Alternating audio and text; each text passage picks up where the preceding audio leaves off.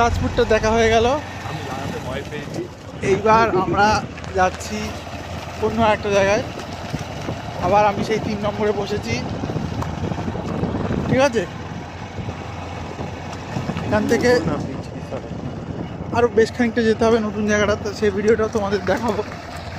ভাই দীপঙ্কর কিছু বলবি? তুই তো ভয় পেয়ে গেলি। একদম ফাঁকা, কেউ নেই, শুনশান। শুনশান কি রাত বাচ্চেন। তোর জন্য তো সুবিধা করে দিয়েছিলাম, তুই তো নিলি না। এত সুন্দর অফারটা দিল, থাকা খাওয়া ফ্রি।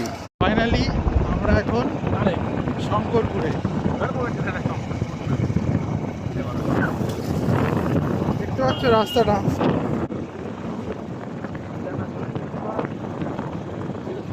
এই ওইদিকে হচ্ছে